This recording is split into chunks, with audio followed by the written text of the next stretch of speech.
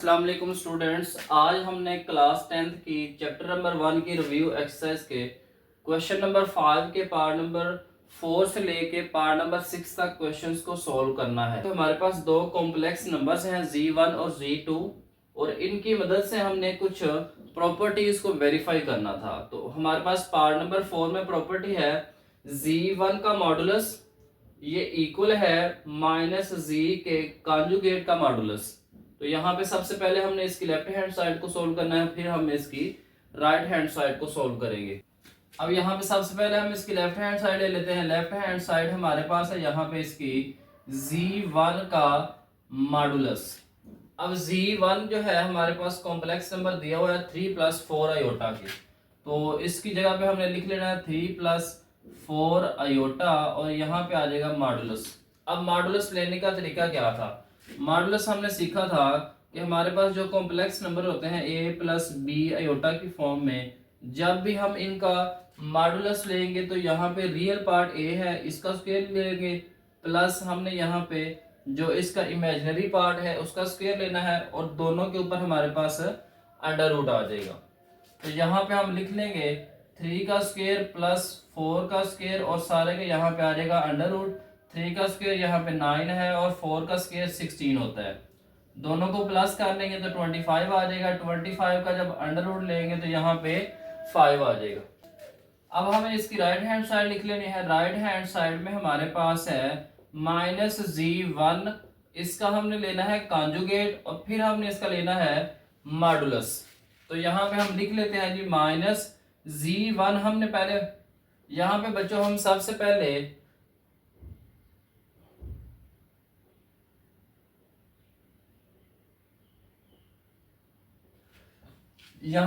पहले हम z1 का कॉन्जुगेट ले लेते हैं। तो z1 का कॉन्जुगेट हमारे पास क्या आएगा? यहाँ पे z1 जो है वो है 3 + 4 आयोटा के इक्वल, तो यहाँ पे आ जाएगा 3 - 4 आयोटा।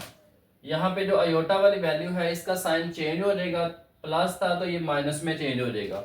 अब हमने -z मालूम करना है, तो दोनों साइडों पे हमने माइनस को मल्टीप्लाई कर देना है। तो जब माइनस को मल्टीप्लाई करेंगे तो इसका साइन प्लस का है तो ये माइनस हो जाएगा और ये माइनस है तो ये प्लस में चेंज हो जाएगा। तो यहाँ पे आ जाएगा -3 और यहाँ पे आ जाएगा +4 आयोटा। अब -z1 का कॉन्जुगेट हमने मालूम कर लिया है, अब हमने इसका मॉडुलस लेना है। तो यहाँ पे हमारे पास आ जाएगा -z1 का मॉडुलस, ये इक्वल आ जाएगा -3 + 4 आयोटा और इसका भी मॉडुलस आ जाएगा। तो यहाँ पे हम लिख लेंगे -3 का स्क्वायर आ जाएगा +4 का स्क्वायर आ जाएगा और इन दोनों के ऊपर जो है वो होल का अंडर रूट आ जाएगा। माइनस का स्क्वायर लेंगे तो प्लस आ जाएगा, 3 का स्क्वायर लेंगे तो 9 आ जाएगा, 4 का स्क्वायर 16 होता है, दोनों को प्लस करेंगे तो 25 आ जाएगा। अब 25 का जब अंडर रूट लेंगे, कैलकुलेटर से भी आप ले सकते हैं, तो यहाँ पे आ जाएगा 5। तो यहाँ पे अगर आप चेक करें तो इसकी लेफ्ट हैंड साइड जो है ये भी 5 है और इसकी जो राइट हैंड साइड है ये भी 5 है। तो यहाँ पे ये बात प्रूव हो गई है। सो प्रूव लेफ्ट हैंड साइड जो है वो इक्वल है राइट हैंड साइड के।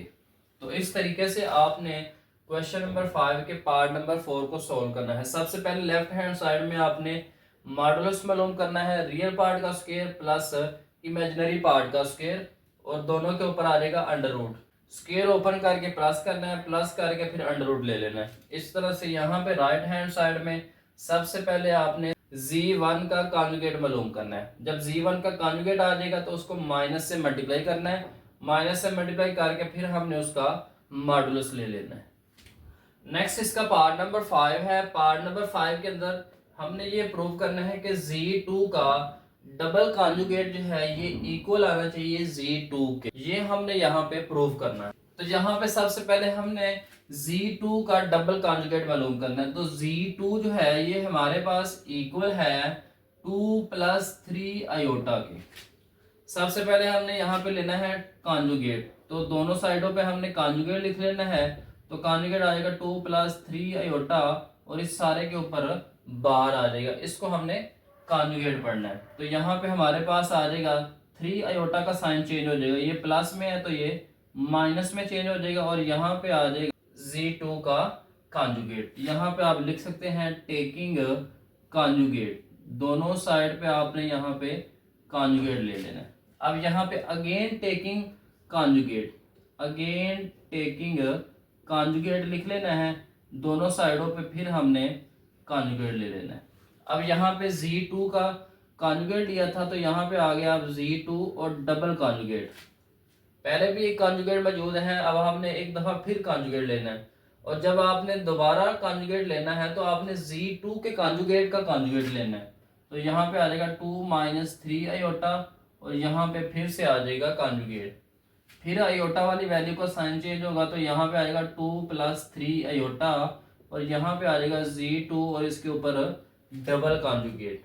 तो अगर आप यहाँ पे गौर करें 2 प्लस 3 आयोटा जो है ये यहाँ पे हमारे पास किसके इक्वल था, Z2 के। तो यहाँ पे हम लिख सकते हैं Z2 का डबल कॉन्जुगेट ये इक्वल है Z2 के। तो यहाँ पे ये बात प्रूव हो गई है कि किसी भी कॉम्प्लेक्स नंबर का जब भी डबल कॉन्जुगेट लेते हैं तो वो ओरिजिनल कॉम्प्लेक्स नंबर के ही इक्वल आ जाता है। अब क्वेश्चन नंबर 5 का लास्ट पार्ट है। पार्ट नंबर 6 के अंदर हमने ये बात प्रूव करनी है Z1 और Z1 का कॉन्जुगेट इन दोनों को मल्टीप्लाई करें तो इनका जो रिजल्ट है वो इक्वल आना चाहिए। Z1 का मॉडुलस लेना है और फिर उसके ऊपर स्क्वायर लें तो दोनों साइडों का जो आंसर है वो इक्वल आना चाहिए। तो सबसे पहले हम इसकी लेफ्ट हैंड साइड लिख लेते हैं। तो लेफ्ट हैंड साइड है Z1 का कॉन्जुगेट। तो Z1 जो है वो हमारे पास इक्वल है 3 प्लस 4 आयोटा के।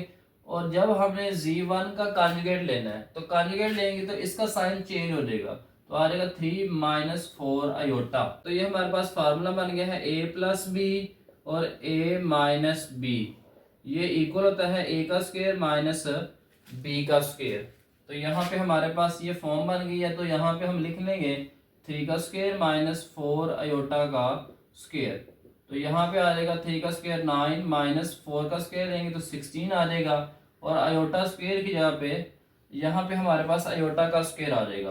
तो यहाँ पे हम लिख लेंगे 9 माइनस 16, आयोटा स्क्वायर की जगह पे हमने -1 लिख लेना है क्योंकि आयोटा का जो स्क्वायर होता है ये इक्वल होता है -1 के।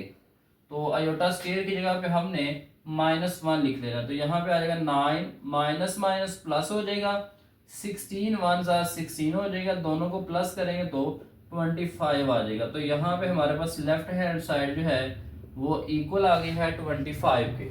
अब हमने इसकी राइट हैंड साइड को मालूम करना है। तो राइट हैंड साइड है हमारे पास Z1 का मॉडुलस लेना है और फिर हमने इसका स्क्वायर लेना है। तो सबसे पहले हम इसका मॉडुलस मालूम कर लेते हैं। तो Z1 हमारे पास था 3 प्लस 4 आयोटा और फिर इसका मॉडुलस ऊपर हम यहाँ पे स्क्वायर लिख लेंगे।